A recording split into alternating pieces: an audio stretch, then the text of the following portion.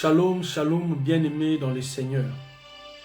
Nous vous saluons au nom de notre Seigneur et Sauveur Jésus-Christ, le Maître de l'univers, le commencement et la fin, le premier et le dernier, l'incomparable, l'inégalable, le Dieu Tout-Puissant. Bien-aimés dans le Seigneur, cet après-midi, votre humble serviteur, le berger Jacques, je vais essayer de parler de ce puissant thème qui est la puissance de la croix. Je rends grâce à Dieu pour son serviteur, le prophète Théombaya, ainsi que tous les intervenants. Que la gloire de notre Seigneur Jésus-Christ puisse encore paraître en ce lieu. Nous te rendons, Père, nous te rendons grâce, Père, pour ces instants. Qui suis-je pour parler de ta part? Je ne suis qu'un simple instrument, Seigneur. Je ne suis qu'une hache dans ta main, Seigneur. C'est la main qui a de la valeur, car c'est la main qui manie l'hache. Que ton nom soit élevé au-dessus de tout le nom, au nom de Jésus. Amen. Bien-aimés dans le Seigneur, il nous a été demandé de parler sur la puissance de la croix. Vous savez, il est presque difficile, impossible même, de parler de la puissance de la croix en une séance. Parce qu'il y a tellement de choses à dire. La puissance de la croix, c'est la raison même pour laquelle je suis dans ces lives. Vous voyez, la puissance de la croix, c'est la raison même de toute chose. Car toute chose vit par la croix. Alors, nous allons essayer de parcourir l'histoire de l'humanité, bien de la foi chrétienne, pour voir comment est-ce que est démontré, comment est-ce que la puissance de la croix a eu à jouer un rôle puissant et efficace dans nos vies. Bon, commençons par les origines. Genèse chapitre 3, verset 15. C'est un texte que nous tous, nous connaissons. Même à l'Écodim, on lisait ces textes. Genèse chapitre 3, verset 15. Je mettrai inimitié entre toi et la femme, entre ta postérité et sa postérité. Celle-ci t'écrasera la tête et tu lui blesseras le talon. Ici, Dieu est en train de maudire le serpent. Pourquoi est-ce que nous sommes en train de parler de la puissance de la croix? La puissance de la croix, c'est la conséquence de l'entrée du péché dans le monde. Donc, la puissance de la croix, c'est le remède à cette maladie qu'on appelle le péché. Or, le salaire du péché, c'est la mort. Donc, la puissance de la croix, c'est le remède au péché. C'est le remède à la mort. Or, le péché, son remède, c'est la sanctification. La mort, le remède, c'est la vie. Cette histoire que nous venons de lire s'est passée au jardin d'Éden. Lorsque l'homme a péché, souvenez-vous bien, c'est la femme qui a écouté le serpent manger le fruit, mais l'homme pêche par amour de sa femme. Le péché est entré à Éden. Et pour sauver l'homme, pour sauver la création, Dieu va prophétiser.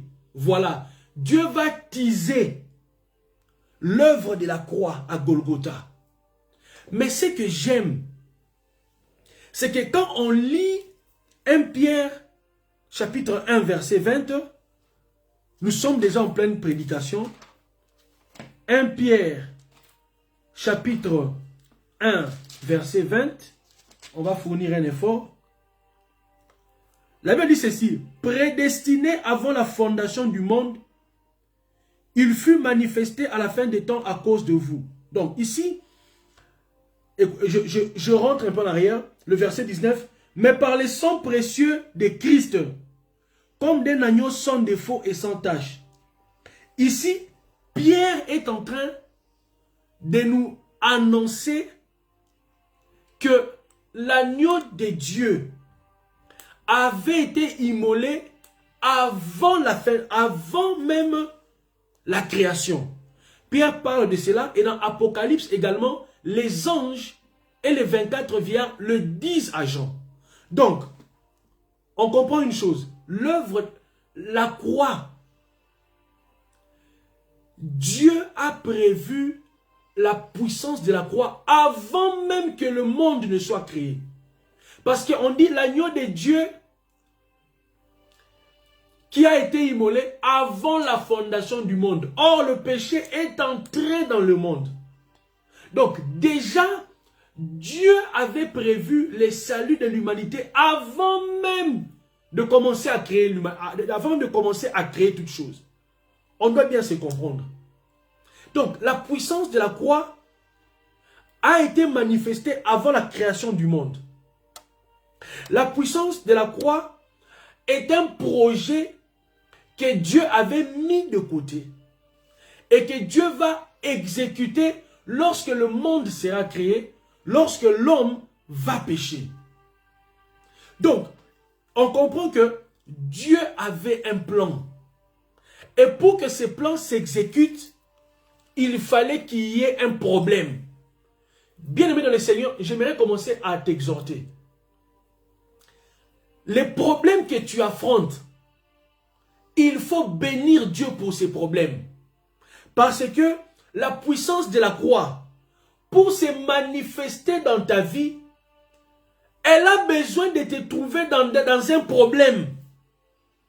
La puissance de la croix pour prendre forme, pour prendre vie dans ta vie, dans ton ministère, dans ton parcours, doit te trouver dans une situation chaotique, dans une situation de problème. Pourquoi? Parce que c'est là où Christ manifeste sa puissance. Donc, sans le péché, il n'y a pas la puissance de la croix. Donc, sans ta souffrance là, la croix n'a pas de valeur. Sans ta maladie, la croix n'a pas de valeur. Sans les sorciers de ta famille là, la puissance de la croix n'a pas de valeur. Donc, sans tes difficultés, la puissance de la croix n'a pas de valeur. C'est ce que j'aimerais te dire. Donc, ce que tu vis, ce que tu affrontes, c'est Dieu qui les a créés. C'est Dieu qui a formé cela pour qu'ils viennent dans ta vie comme ton Rédempteur et comme ton Sauveur. Alléluia. Ça peut paraître un peu compliqué, mais ce sont les choses de Dieu. Dieu est une star. Dieu, c'est l'acteur principal. Comment est-ce que tu sauras que Dieu guérit si tu n'es pas malade? Comment tu sauras que Dieu est capable de te donner un enfant si tu n'éprouves pas de difficultés dans l'avoir? Comment? Il faut qu'il y ait dans ta vie des situations, des circonstances pénibles, difficiles, pour que la puissance de la croix se manifeste. Alors, qu'est-ce qui va se passer? Nous sommes en train de continuer. L'humanité a été vendue au diable. Vous voyez, à cause du péché, Dieu dit au serpent qu'il aura pour nourriture, vous voyez, la poussière de la terre. Nous savons que la poussière de la terre, ce n'est que l'homme. Et le diable avait conquis l'humanité. Voilà. Donc, le diable a instauré le règne de ténèbres. C'est pour cela Ésaïe dit, les ténèbres ne régneront pas toujours. C'est que les ténèbres régnaient. Mais il y aura un moment où il y aura la fin du règne des ténèbres. Et ce moment, c'est quand la croix va se manifester dans toute sa puissance. Donc, dans ta vie, les ténèbres qui règnent, ne t'inquiète pas. Il y a un temps pour toutes choses. La puissance de la croix est destinée pour des ténèbres de ta vie, dans ta vie. Donc, rends gloire et grâce à Dieu de ces ténèbres que tu es en train de vivre. Et d'ailleurs, dans les ténèbres, il y a toujours la lumière. Parce que, au commencement, Dieu dit que la lumière soit. Or, la lumière était cachée dans les ténèbres. Donc, dans ton chaos là, dans ta situation désastreuse là, il y a la croix de Jésus qui va se manifester et qui a été prévue pour te sauver. Je vais donner un texte. Genèse chapitre 30, verset 39. On dit ceci. Les brebis entraient en chaleur près des branches et elles faisaient des petits rayés tachetés et marquetés. On peut prendre Genèse chapitre 30, le verset 25 à 43. Mais moi, je n'ai pris que le verset 39. Cette histoire, elle est simple. C'est l'histoire de Laban. Laban avait un troupeau. Et dans les troupeaux de Laban, Jacob va venir travailler auprès de Laban. Jacob voulait aussi devenir riche. Et Jacob va dire à Laban, écoute, moi, je tirerai, voilà, je tirerai ma richesse de ton troupeau. Mais mes brebis seront tachetées, seront rayées et seront marquées. Écoutez-moi bien, je suis dans la révélation. Dans la révélation et dans la prophétie. Jacob dit à Laban, mes brebis seront comment? Tachetées, marquées et rayées. Laban accepte. Or, voilà, nous entrons maintenant dans la révélation. Laban, qui est Laban? Laban était un idolâtre. Laban ne croyait pas en Dieu. Laban adorait les dieux babyloniens parce qu'il est descendant d'Abraham, du père d'Abraham. Donc, déjà on voit que Laban ne connaissait pas Dieu. Ou bien Laban refusait d'adorer Dieu. Or, cette image-là, on peut l'attribuer au diable. On descend. Laban était un menteur. Or, Jésus dit, vous avez pour père le diable parce qu'il est menteur. Donc, Laban typifie la personne qui refuse d'adorer Dieu. Laban typifie la personne qui refuse de mener une vie de vérité, de sanctification. Et puis, Laban, lorsqu'il va poursuivre Jacob, c'est pour le tuer. Or, le diable est meurtrier. Vous voyez? Donc, Laban ici caractérise le diable. Et les brebis de Laban, c'est... comment je peux dire? C'est son royaume. Parce que quand tu es berger, tu domines sur les brebis. Maintenant, regardez comment est-ce que la croix se manifeste. J'ai dit que dans les ténèbres, la croix se manifeste toujours. Jacob, qui signifie le soleil. Ça ne signifie pas le soleil, mais Jacob va se définir comme soleil par rapport au rêve de Joseph. Or, le soleil éclaire. Alléluia. Le soleil apporte la lumière. Donc, dans ces territoires, Jacob, qui est le soleil, va venir éclairer ces territoires. Et qu'est-ce que Jacob va faire? Jacob va sauver, donc, des brebis de Laban. Jacob va tirer une partie. Jacob va tirer une partie. Et cette partie-là deviendra les brebis de Jacob. Or, pour avoir des brebis, tu dois être berger. Donc, la puissance de la croix fait de nous les brebis de Jésus. Parce que le véritable Jacob, c'est Jésus. Jésus dit, je suis le bon berger.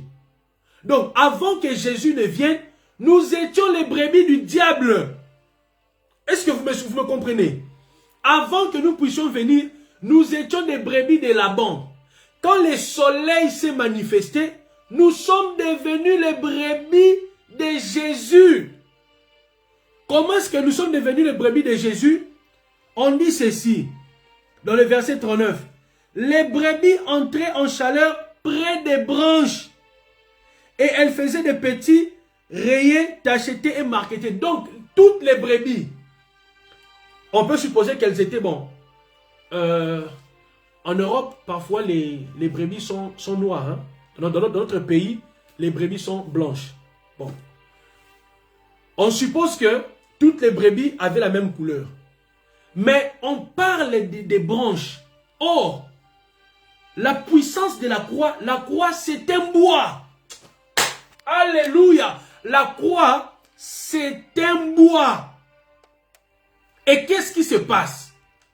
Ce bois-là, qui a été planté à Golgotha, Dieu nous le présente déjà ici dans Genèse.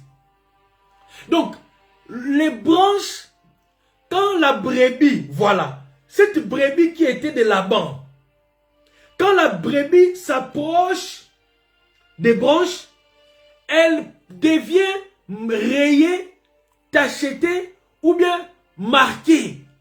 Et elle n'appartient plus à Laban, elle appartient maintenant à Jacob. La puissance de la croix, Jésus.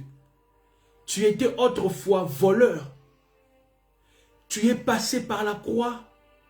Tu es devenu prophète. Tu étais prostituée, tu es devenue servante. Tu étais brigand, tu es devenu évangéliste. Paul était meurtrier. Il est devenu apôtre. Matthieu était collecteur d'impôts. Apôtre. Regardez toutes ces femmes pécheresses. Elles ont rencontré la puissance de la croix. Elles sont devenues servantes. La puissance de la croix emmène les gens à la repentance et à la conversion. La puissance de la croix te fait changer d'identité. Si hier, tu appartenais à Laban, au nom de Jésus, que maintenant tu appartiennes à Jésus, à cause de la puissance de la croix. C'est pour cela, quand tu te reconnais comme appartenant à Christ, bien-aimé dans le Seigneur, tu ne peux pas avoir peur, parce que le soleil est en ta faveur. Vous comprenez? Donc, Laban, on dit dans le verset 43, Jacob, cet homme, devint de plus en plus riche. Il eut du menu bétail en abondance, des servantes, des serviteurs, des chameaux et des ânes. Donc, les Jacob, c'est Jésus. La puissance de la croix a appauvri Laban. Et on sait que le diable régnait sur la terre. Car on dit les ténèbres régnaient. Et la puissance de la croix a commencé à dépouiller les séjours de mort. Et on dit, le Seigneur, Jacob a eu beaucoup de servantes. Aujourd'hui, la plupart des prostituées, la plupart des voyous, des brigands, des voleurs, des pécheurs, ce sont des serviteurs. Même moi qui vous parle, j'étais un brigand, j'étais un voyou, j'étais malhonnête. Mais à cause de la puissance de la croix, voilà, je suis devenu un serviteur. J'ai craint Dieu. C'est ça la puissance de la croix. Dieu m'a arraché des mains de Laban. Vous voyez? Et maintenant, j'aimerais parler maintenant dans l'exhortation pour dire ceci. Tout ce qui est à toi, qui se trouve dans les mains de Laban, dans les mains du diable, au nom de Jésus, à cause de la puissance de la croix, tu es en train de les récupérer. La puissance de la croix te restaure. La puissance de la croix te rétablit, te guérit, te redresse, te régénère. Pourquoi? Parce que Dieu veut faire des miracles. Bien-aimé dans le Seigneur, lorsque la puissance de la croix se manifeste, le diable ne peut rien faire. Et vous allez remarquer une chose.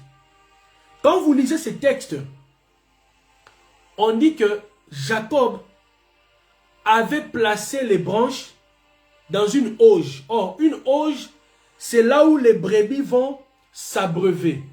Donc, ils vont boire de l'eau. Or, nous, les brebis de Jésus, quelle eau est-ce que nous buvons? C'est la parole de Dieu. C'est la parole de Dieu. Donc, la puissance de la croix, c'est la manifestation également de l'évangile, de la prédication de la parole. Bien aimé, or, aujourd'hui, l'auge, c'est l'église. Hein? Je ne dis pas l'auge comme l'auge, non. Auge, c'est là où les brebis vont boire de l'eau. A-U-G-E. C'est là où les animaux vont boire, vont manger. Or, aujourd'hui, où est-ce que nous allons boire? C'est dans l'église. C'est pour cela, lorsque dans une église, il n'y a pas la manifestation de la puissance de la croix, vous verrez que cette église, les gens ne vont pas croire en Dieu, les vies de ces gens seront compliquées, les gens seront des vrais hypocrites, des vrais païens. Dans une église, il faut qu'il y ait la parole. Et la parole a pour but de manifester la puissance de Dieu. Je ne sais pas s'il me reste encore combien de minutes. J'aimerais aller encore de l'avant.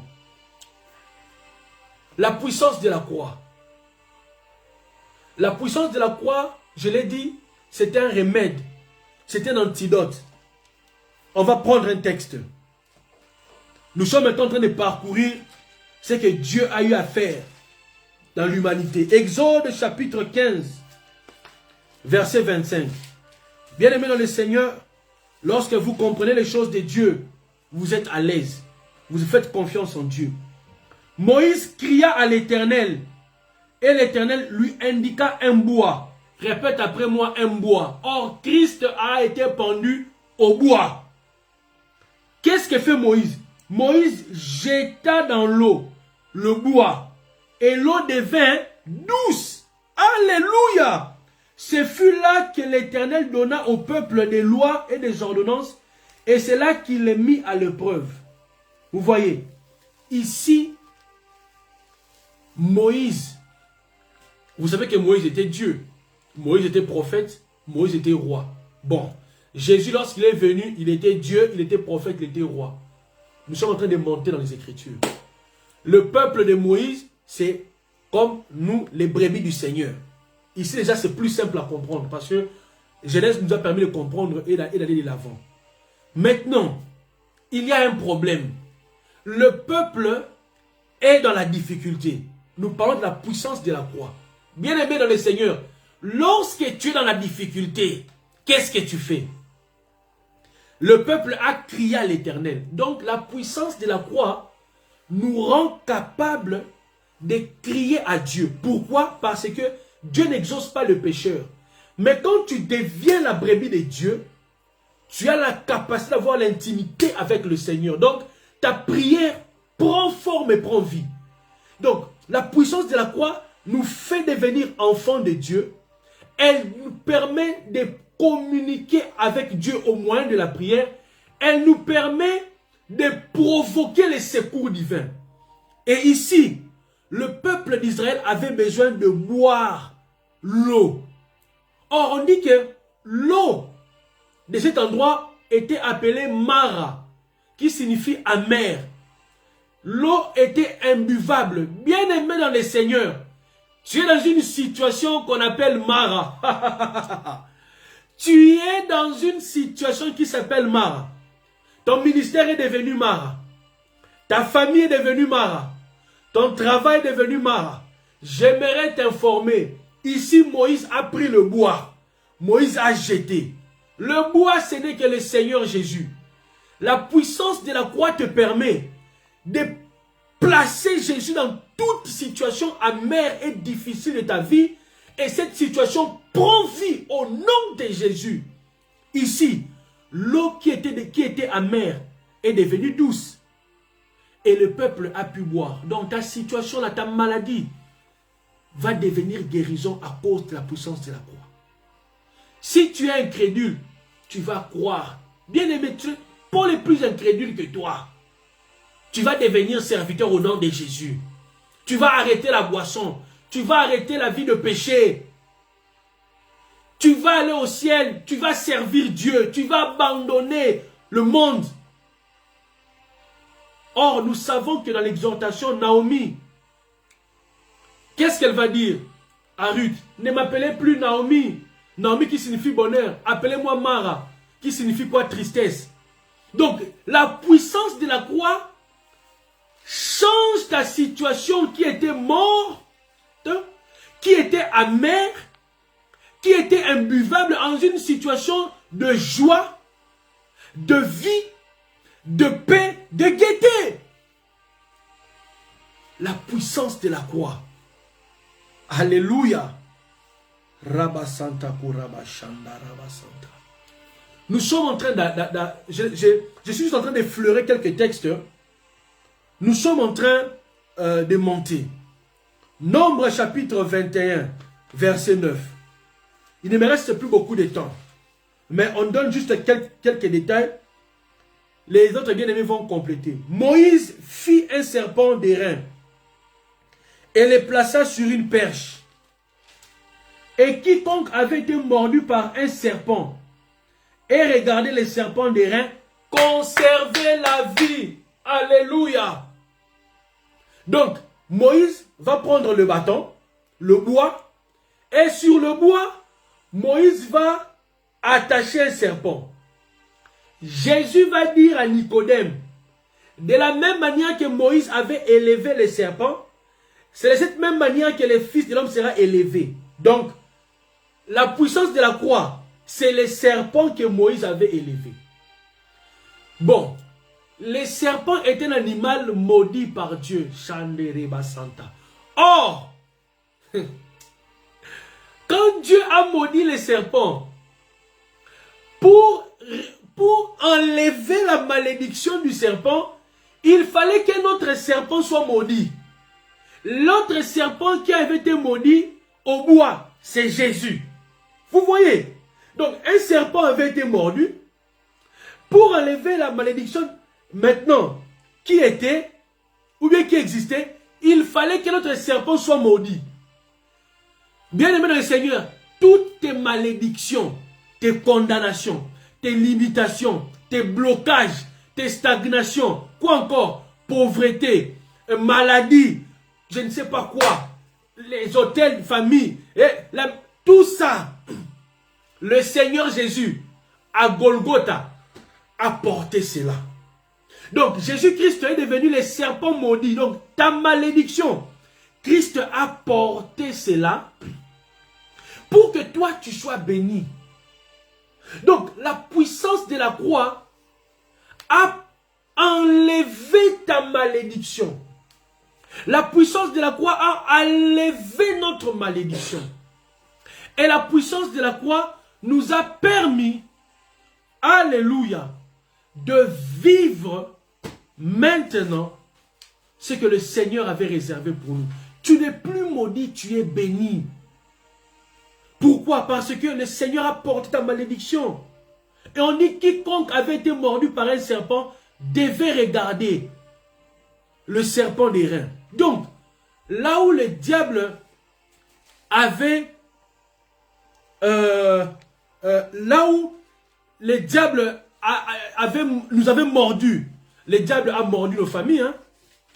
Le diable a mordu nos frères, nos soeurs, nos parents, les églises. Le diable continue de mordre. Or, nous savons que le serpent a un venin. Alléluia. Sur la terre, il y a un remède contre le venin. Maintenant, on nous présente, si dans le monde physique, quand un serpent est mort, on applique, vous voyez, l'antivenin. L'antivenin spirituel, c'est Jésus. Nous avons été mordus, mais la puissance de la croix enlève le venin, qui est la malédiction, qui est la mort. Vous voyez, qui est la maladie. Bien aimé le Seigneur, on peut entrer en profondeur, mais nous sommes juste en train de donner quelques pistes. Et nous allons continuer. Alléluia. 1 Roi chapitre 17. Ah, Seigneur. 1 Roi chapitre 17, verset 8 à 16. Vous connaissez l'histoire. C'est l'histoire d'Élie à Sarepta. Élie à Sarepta devait être nourri par une veuve. Et on dit ceci. La veuve, lorsque la veuve, donc dans la maison de la veuve, il y avait la mort. Pourquoi? Parce que la veuve a dit à Élie, je vais manger avec mon fils et après nous allons mourir. C'est ça. Donc, juste après avoir mangé, elle devait mourir. Mais Élie dit ceci, donne-moi à manger et tu auras la vie. Vous voyez? Mais regardons, dit, cette veuve, elle ramassait des morceaux de bois. Or, la croix, c'est deux bois superposés. Donc, la veuve, elle savait que pour se sauver, il fallait trouver la croix. Or, sur la croix, il y a une personne. Élie, c'est la personne qui est représentée par le bois. Parce qu'Élie est un prophète. Le prophète ne parle que de Jésus. Vous voyez, le prophète ne parle que de Jésus. Donc, la puissance de la croix, ici, elle a pris notre mort. Tu ne peux pas mourir en Jésus. En Jésus, on ne meurt pas, on s'endort. Lisez les Écritures. On dit d'Étienne, Étienne s'endormit. Jésus dit, Lazare dort. Donc, tout ce qui était des morts dans ta vie, tout ce qui était pour amener l'esprit des morts, le chaos, le désordre, la puissance de la croix est en train de retirer la mort de ta vie, de ta maison, de ta famille. Pourquoi? Parce que Christ, les châtiments qui nous étaient adressés, quel est ce châtiment? Les salaires du péché, c'est la mort. C'est Christ qui est mort. Vous voyez, la croix de la veuve a fait condamner Christ pour que Barabbas vive. Voilà la puissance de la croix. Jésus a pris la place, la mort de... Donc Barabbas devait mourir. Jésus-Christ a pris la mort de Barabbas et Barabbas est parti. Donc, qu'est-ce qu'on comprend là-dedans? Ici, Élie a consommé la mort de la veuve de Sarepta et de son fils. Et la veuve de Sarepta a eu la vie. Parce qu'après le départ d'Élie, la veuve de Sarepta vivait avec son fils. Bien-aimés dans le Seigneur, la puissance de la croix est destinée pour nous communiquer la vie.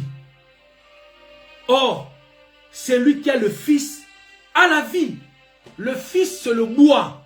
Celui qui a la croix a la vie. Donc la mort, tu ne peux pas expérimenter la mort.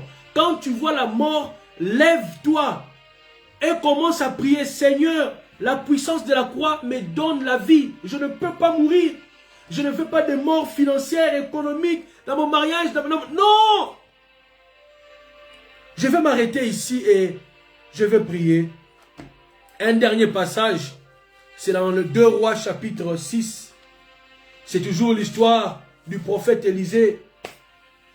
Et ici, Élisée devait accompagner le peuple. J'aime beaucoup ce passage. L'homme de Dieu dit, où est-il tombé? Et il montra la place. Alors Élisée coupa un morceau de bois, le jeta à la même place et fit surnager le fer. Puis il dit, enlève-le, et il avança la main et le prit. Cette histoire, les fils des prophètes devaient aller agrandir l'espace. Et pendant qu'ils coupaient l'arbre, le morceau de fer va tomber dans l'eau. Vous voyez? Et Élisée va prendre le morceau de bois, va jeter dans l'eau. Et le fer va surnager. Bien-aimés dans le Seigneur, l'eau signifie le monde. L'eau, les eaux signifient le monde. Même, écoutez, la terre, 80% de la terre, c'est l'eau. Hein? La terre, la planète Terre, 80% est dominée par les eaux. Et aujourd'hui, on nous apprend qu'avec les réchauffements climatiques, l'eau est en train de prendre plus d'espace que la terre. Donc, les eaux signifient le monde. Et dans ce monde-là, nous, avant la puissance de la croix, avant que la croix ne soit manifestée, on était dans les abîmes, dans les abysses. Maintenant, pour que Dieu nous sauve, Dieu va jeter le morceau de bois qui est Jésus-Christ. Vous voyez? C'est pour ça que la puissance de la croix nous a tiré des eaux. Oh, les liens de famille, les blocages, les stérilités. Bien-aimés dans le Seigneur, quand tu rencontres Christ à la croix, Dieu te fait sortir de toutes ces choses. La puissance de la croix, c'est pour que tu ne sois plus dans le monde. Vous êtes dans le monde, mais vous n'êtes pas de ce monde. Là où tout le monde échoue, toi tu ne vas pas échouer. Pourquoi? Parce que tu es attaché au bois. On dit le fer est sorti des os et le fer s'est attaché au bois. Donc, le monde n'a plus de puissance sur toi. Le péché, les fétiches, les sens occultes, tout ce qui est du monde ne peuvent plus impacter ta vie parce que tu es attaché, tu es collé au bois. La puissance de la croix est un message qui nous amène à Christ. Ici, je n'ai présenté que ce que la croix faisait dans nos vies. Mais je l'ai dit, je l'ai redit, la puissance de la croix, c'est pour faire de nous des brebis de Jésus-Christ premièrement. Et quand tu es brebis de Jésus, c'est là que tu vas bénéficier de tout. Car il est écrit, cherchez premièrement le royaume des cieux et le reste vous sera donné par-dessus tout. Alors, j'aimerais t'inviter à prier avec moi. Nous allons prier. Seigneur notre Dieu, Seigneur notre roi. Nous voulons, ô éternel notre Dieu, que tu rendes nos vies conformes à ta parole. Nous prions que tu rendes nos vies conformes à la croix, Seigneur. Car celui qui rencontre la puissance de la croix, Seigneur, elle devient ta brebis. Elle devient ta propriété. Ainsi, Paul pouvait dire, je porte les marques de Jésus. Pourquoi? Parce qu'il était passé par la croix, Seigneur. Je prie, Adonai, mon Dieu, afin que mon bien-aimé, afin que ma bien-aimée, Seigneur, puisse passer par la croix et qu'elle puisse porter les stigmates, les marques de Jésus, Seigneur notre Dieu, pour que nous puissions vivre encore les surnaturels. Pour que, Seigneur Yahweh, nous puissions t'appartenir, Seigneur. Yahweh, retire de nous, Seigneur, la puissance du péché. Nous voulons quitter la bergerie de Laban. Nous voulons quitter le monde de Laban. Nous voulons quitter, Seigneur Mara. Nous voulons quitter les eaux. Nous voulons quitter les malédictions. Nous voulons quitter la mort, Seigneur Jésus. Et cela n'est possible que par la puissance de la croix, éternelle notre Dieu. Nous sommes en train de prier, Seigneur Papa. Seigneur, là où Yahweh, Seigneur, Mara voulait se manifester. Là où il y avait la manifestation de ce qu'est ta mère. Père, à cause de la puissance de la croix, Seigneur, tu rends notre vie joyeuse. Tu rends notre vie gaie, Seigneur. Tu nous apportes la paix, Seigneur, Père. Là où il y avait la malédiction, Seigneur, nous sommes en train de déclarer, Seigneur, car il est écrit, vous êtes bénis de par toutes sortes de bénédictions dans le lieu céleste. Si dans les ciels nous sommes bénis, il est écrit dans ta parole que ta volonté soit faite sur la terre comme au ciel. Alors nous déclarons la bénédiction terrestre, car nous sommes bénis au ciel, nous sommes bénis sur la terre, Seigneur. Nous déclarons au nom de Jésus. Et à cause de la puissance de la croix, Seigneur, que tout ce qui était de mort, physique, spirituel, Seigneur, économico-financière, Papa, de toutes sortes de morts, Seigneur, Père, nous les arrêtons à cause de la vie, car celui qui a le Fils a la vie. La vie, nous l'avons eue à la croix, Seigneur, notre Dieu. Père, nous t'appartenons, Seigneur. Garde-nous fidèles à toi, Adonai. Garde-nous, Seigneur, Papa. Yahweh, fidèle à ta parole, Seigneur. Nous voulons, Yahweh, Seigneur, revenir encore, Seigneur, au premier amour. Là où, Seigneur, Yahweh, tu nous as appelés, Seigneur. Redonne à ton peuple le goût de l'église. L'église, c'est là où tu nous prépares, Seigneur. L'église, c'est là où, Seigneur, Yahweh, tu nous donnes la forme qu'il faut. Les brebis sont achetées, Seigneur, à l'église.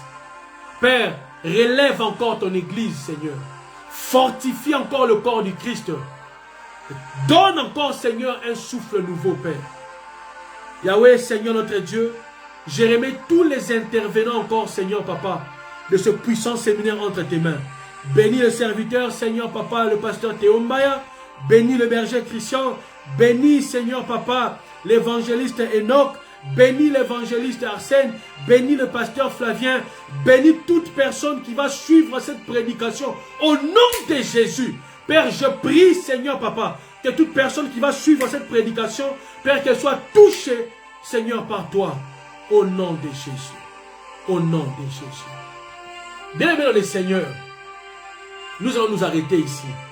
Les autres qui vont venir vont ajouter. Si cette prédication t'a touché, partage-la.